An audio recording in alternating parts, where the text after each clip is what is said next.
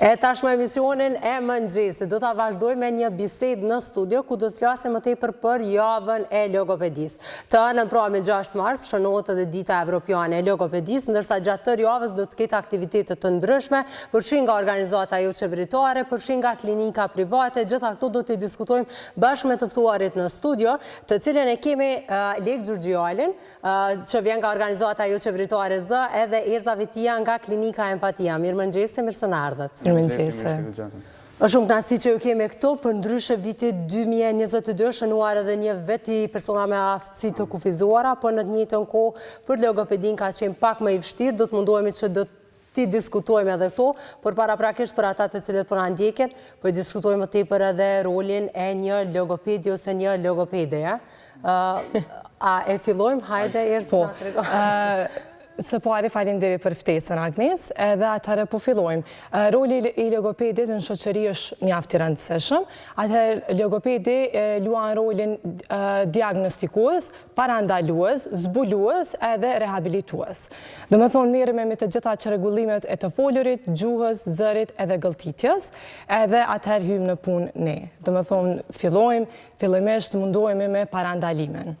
Parandalimi, do të thonë, është mjaft i rëndësishëm, sidomos në zhvillimin e hershëm, edhe sa më herët që e zbulojmë për shembull një çrregullim ose shkakun e atij çrregullimi, aq më herët edhe parandalojmë, do të thonë, ardhen tek një problem tjetër më i madh.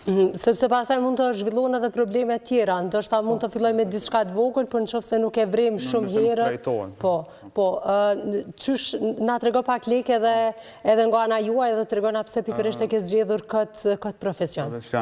Të është i paka shumë për profesionin, qka do që shtoj prej asoj, qka tha Erza, ma mërmenja që s'ka nevoj di qka më shtu, asi që i tha krejt, qka kisha dasht me shtu në këtë aspektor që halana është me thonë në Kosovë, nuk është arrit ai vetëdijsimi duhen që për shembull nëse një fëmi ka nevojë ose shihet si e nevojshme për me ndjek qoftë një vlerësim logopedik në fillim, shumica qytetarëve nuk din ku mu drejtu për ata. Mandej ashtu është edhe pak kjo pjesa tjetër që edhe nëse e din ku mu drejtu, qasja në shërbim vazhdon të jetë e vështirë. Nashta kisha dashur është mu lidh pak nga ato që përmenet që hala vazhdon me qenë që i vetmi në të vetmin vend që ofrohet shërbimi i logopedit në sektor publik vazhdon me qenë QKU-ja, edhe ato jo prej shumë logopedve, lista e rritjes është e gjatë, edhe marë parasysh që në QKU pra nuk shkojnë vetëm nga Prishtina, por shkojnë prej komunave prej krejt Kosovës, pra pikërisht drejtohen te qendra klinikë universitare, aty ku mundën me gjetë një logoped, ndërsa shërbimet private janë shumë të kushtueshme, edhe dim që me një seancë ndoshta nuk mund të shohem një progres.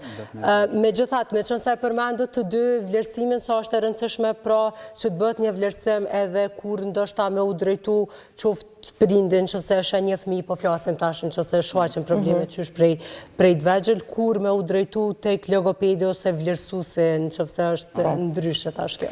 Atëherë, faleminderit. Nëse prindrit po e shohin që diçka nuk është edhe në rregull ose nuk janë të kënaqur me zhvillimin gjuhësor të fëmijës, edhe i shohin disa simptoma, se tash po e dim që teknologjia gjithmonë është, domethënë, përparem, edhe e dim që prindrit zakonisht janë ton kohën në telefon edhe ton kohën të qyr krejt simptomat edhe janë të shqetësuar për gjithçka dhe janë të interesuar për gjithçka. Ato simptomat që i shohin te fëmiu i kërkojnë telefon. Po, në Google. Në shumicën e rasteve mendoj që prindrit po, edhe domethënë i lojnë ashta pak hapësirë dhe pak kohë fëmijës edhe mandej hinë edhe ulëmtojnë. Për momentin që ndoshta fëmia nuk e shohin që te fëmia nuk po ka rezultat ose nuk po ka përmirësim të asaj gjendje, atëherë ata mund me u drejtu tek profesionistët, në këtë rast tek logopedët. Ata mund me fillu vetëm me një konsult, edhe përmes asaj konsulte, do më thonë, profesionisti në këtë rast logopedi, mundet me drejtu, ose mundet në bazë të asaj konsulte me jap disa sugjerime dhe disa rekomandime, që ata mundet me i bo edhe tek shtëpia. Mirë, po nëse edhe ato nuk funksionojnë, atëherë mundem prapë me ardhe dhe me u drejtu tek ne, edhe ne në atë rast me i bo disa vlerësime, edhe në bazë të aty në vlerësimeve dhe testeve, e shohim se do më thonë ku është gjendja, çfarë gjendje kemi, edhe qysh mundemi me trajtu sa ma mire dhe sa ma shpejt atë gjendje. Ma herët e përmende gëlltitjen, do të thotë edhe mënyra se qysh gëlltitim ushqimin, se qysh ham ushqimin, ose konsumojmë ujin, pra këtu ka rëndësi edhe mund t'jemi gabim ose mira? Ka që regullimet saktume, në ashtë me thonë që bojnë pjesë regullimet e gëlltitjes, jo me domos, dhe me thonë kjo është limitume të fëmijëve që është edhe të tritonit, sidomos edhe në osha të shtyme ashtu, mirë po edhe kjo është njëra ndër që regullimet me cilën punojmë si logoped, që ka dhe ishta me shtuna ato që tha dhe Erza ma heret, është nashta çka kishte qenë pak më e thjeshtë nëse krejt kjo pjesa e vlerësimit, identifikimit, ishte bëu nashta në një mënyrë sistematike, të parasysh që secili njerin, sidomos në fëmijëri të hershme, i ka ato pikat kyçe të zhvillimit, qoftë të folunit, qoftë të zhvillimit psikologjik, edhe gjatë këtyre pikave është mirë për shembull me pas vlerësime sistematike qoftë nëpër qerdhe, nëpër shkolla, edhe në këtë mënyrë... Po këtë rast pastaj vimta ka i probleme që nuk e dia, ka pak shkolla, është njëra në Prishtinë që ka logoped, ka shumë pak shkolla, po flasë edhe për Prishtinë. Pak a shumë organizata që ofrojnë shërbime në ato shkolla, se shkolla si shkollë... Nuk e ka logopedin të përsum, po. Mirë po, edhe iniciativa tilla janë gjithmonë nëse ardhuna që një farfon me edhe një organizatë jashtë, ose një ekip, ose qëfar do jashtë memri me bo vlerësime në shkolla, që thjesht mi të tregu nëse ka nevoj për me ma shërbim, ose nëse ka nevoj për një vlerësim ekstra, e tjera. Sepse mund të jetë ndoshta një problem i vogël që ne e mendojmë si diçka ose thjesht ose normale, e përbashkët me shumë të tjerë, po mund të jetë diçka pak më ndryshe që kërkojnë kujdes më të veçantë. Unë e përmenda në fillim që kemi me folë edhe për aktivitetet që kanë me u zhvillu në javën e logopedisë edhe qysh po shënohet në Kosovë, lekë për ndryshe ajo çka po du me tregu, sepse e dim që i kemi 2 logoped në studio, e kemi pas edhe lekën edhe para disa javëve, ndoshta muajve, e kemi bërë kështu të përmuajshme me orë. Leka me na tregu pak, me qënë se Erza mban seanca ndryshe të logopedisë dhe ju jeni me art terapi. Pra terapia ose seanca në cilën Leka e mban, pra ka të bëj më tepër me artin, qoftë muzika në këtë rast, ose piktura, shpreja e ndjenjave pak më ndryshe. është vërtet në këto ade që unë me profesion jam logoped edhe normal e çka ka fillu si me ofru shërbime logopedike edhe vazhdoj me ofru edhe shërbime logopedike. Mirë po kemi pa që te shumë fëmijë ose adoleshent vetë shërbimi logopedik ka njëherë nuk mjafton. Çka kemi provu është fillimisht në këto edhe mandej çka ka pas edhe sukses mandej, është për shembull kur e kemi inkuadru edhe muzikterapinë ose art terapinë në shërbime logopedike. Krejt kjo bëhet që mu arrit ato objektiva të paracaktume, nashta me thonë ma lehtë ose ma shpejt përmes artit ose muzikës, gjatë që për shumë fëmijë adoleshent është ma lehtë e arritshme përmes artit ose muzikës e sa përmes shërbimit thjeshtë, me thonë. Po, a duhet gjithçysh me pas talent, çaj fëmijë që vjen tash apo talent, nuk kisha thonë talent, kisha thonë interes, me pas interes, tu e marr parasysh në Junadin me qenë për këtë pjesë shumë korrekte në ato që muzikterapia dhe art terapia nuk është për çdo fëmijë. Në me thonë ti mund është me provu në gjdo fëmi, mirë po jo të se cili fëmi ka me pas sukses në ashtë me thonë. Prandaj edhe në këto pjesë ti duhesh me gjetë vetë si terapit që ofron shërbimin çka i përshtatet ma shumë ati fëmi, sa është sporti për shembull, se çka do të qoftë ajo. Po.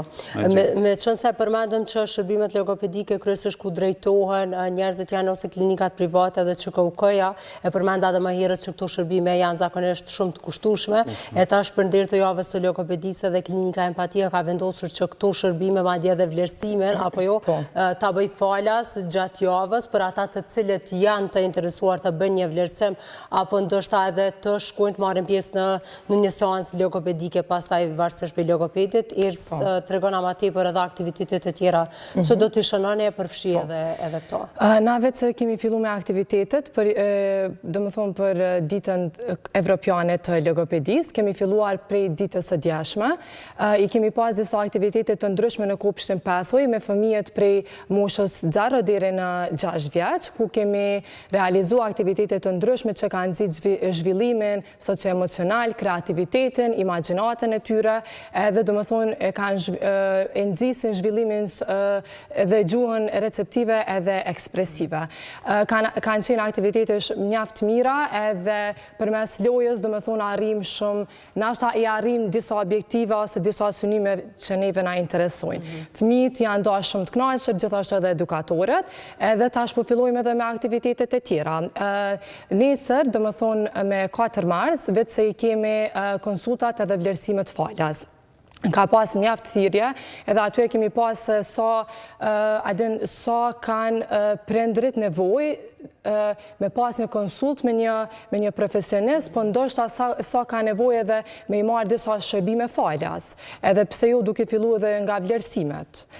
Për shkak se e cekëm edhe ma herët që pritet janë shumë të gjata për në QKUK, edhe jo krejti kanë mundësit edhe vim prej vendeve të ndryshme nga rajonet të ndryshme, edhe e kemi mendu si një mundësi shumë të mirë, edhe shpresojmë të na shkoj mirë, ka pas mjaft thirrje po përsëris edhe një herë, edhe iftojmë gjithë me... Po, me qënë se tash t'ju bashkojmë edhe kësaj tira, është hera e parë që është bërë nga ana e klinikës simpatisë, po shënohet kështu kjo javë, apo ka qenë edhe viteve të kaluara? Si vjetë është hera e parë, mirë po për data të ndryshme dhe sande të ndryshme kemi pas edhe konsulta falas. Mirë po për ndirë të logopedisë, kjo është hera e parë që po e bojmë, edhe jemi mjaft kënaqur që kemi marrë qëtë iniciativë. Fatmirësisht që kemi ende personat të tillë pra që japin edhe shërbime të ndryshme falas për këto dhe këto shërbime të logopedisë që janë shumë të kushtueshme.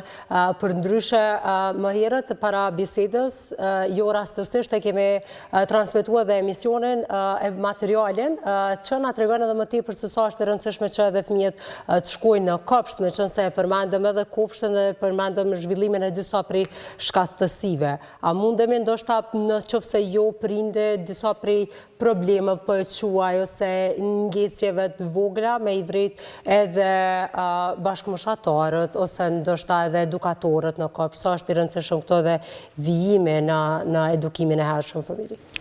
Po, në majtë që imi në kopsht është i rëndësishëm fillimisht për zhvillimin social të fëmijës, pastaj edhe lidhet me fushën e komunikimit e tjera.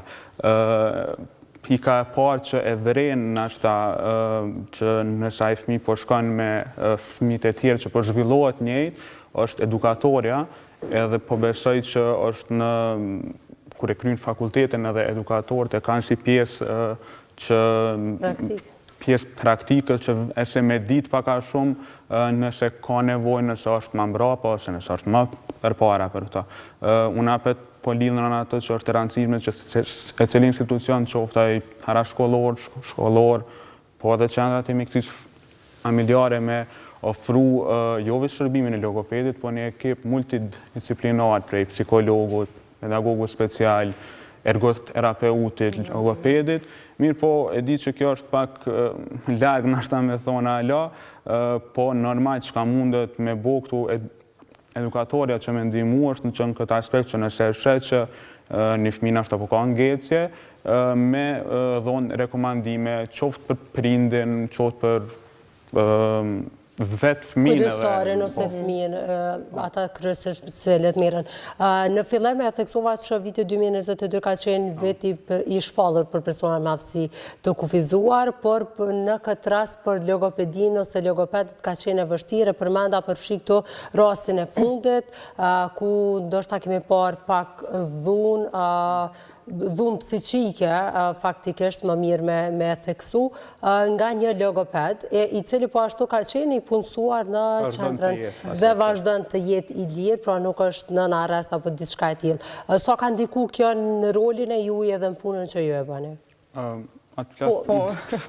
Nashta pak në ndërru ashtu. Në këtë aspekt po, është e vërtet që në Kosovë viti 2022 ka qenë viti persona me aftësi të kufizuar.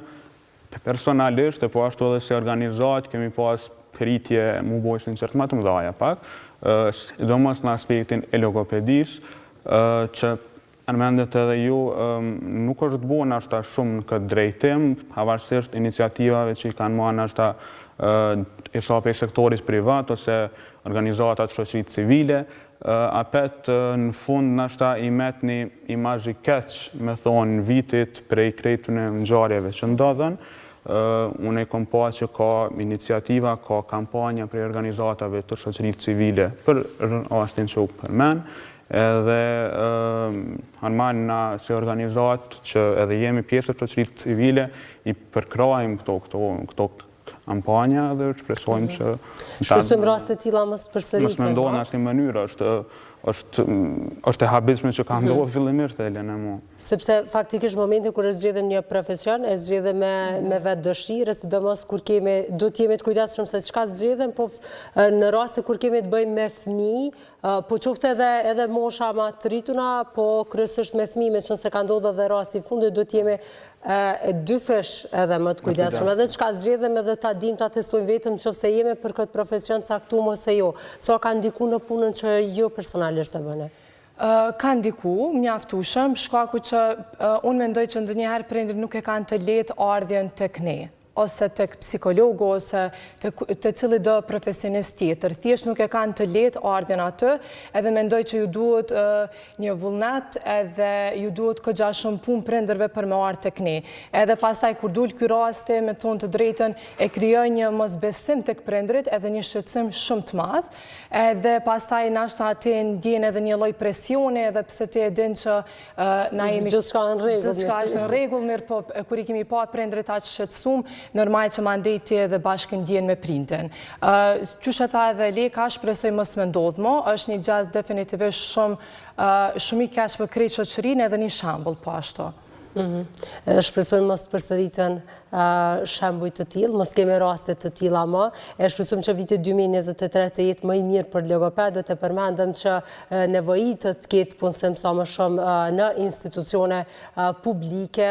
E dim që ka qenë e vështirë sepse është një numër i vogël i logopedëve, po tashmë çdo ditë më shumë, pra ka persona të cilët shkojnë në drejtimin e logopedisë, pra duan ta studiojnë këtë drejtim, apo edhe ergoterapi, me qenë se janë disa terme më pak të njohura për publikun, por që shpresojmë që krahas psikologëve që po ecim në punësimin e tyre dal nga dal më apo nga dalshëm, me logopedët shkojmë edhe të ecim pak më shpejt. Faleminderit shumë, shpresojmë që krejt aktivitetet cilat janë të ndërmarra për javën e logopedisë të shkojnë shumë mirë. Juve ju faleminderit për kohën që keni ndomi ne. Faleminderit për ftesën. Naci.